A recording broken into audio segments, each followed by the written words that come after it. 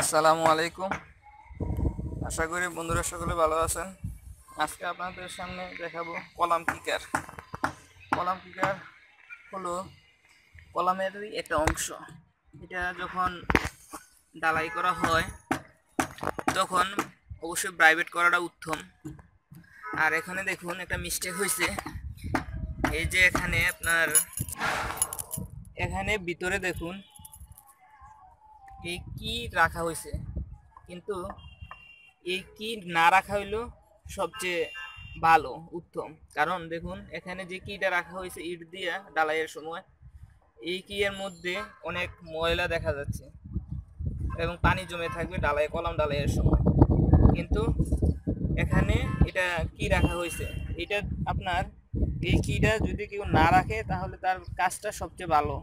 ঠিক আছে, শুধু এই জায়গাটা রাফ করে রাখলেই হবে।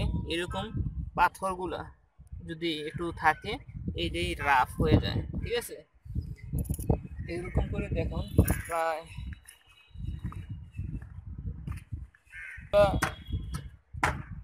এই যে দেখুন এখানে আরেকটা এই যে কি এই যে দেখুন ভিতরে অনেক ময়লা, এগুলো ভালোভাবে পরিষ্কারও করা যায় না, যার কারণে এটা ক্ষতি।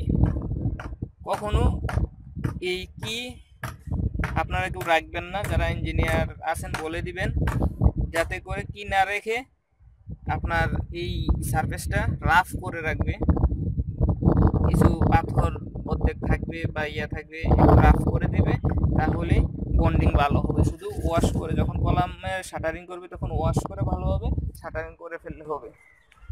এই যে দেখুন এই যে এই মিস্টেকগুলো আপনারা কেউ করবেন না।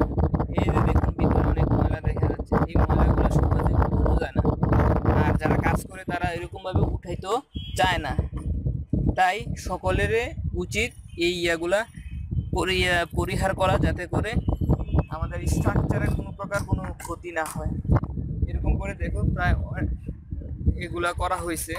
এই বিষয়গুলো আপনারা সবাই খেয়াল রাখবেন। এই মিস্টেকগুলো কেউ করবেন না।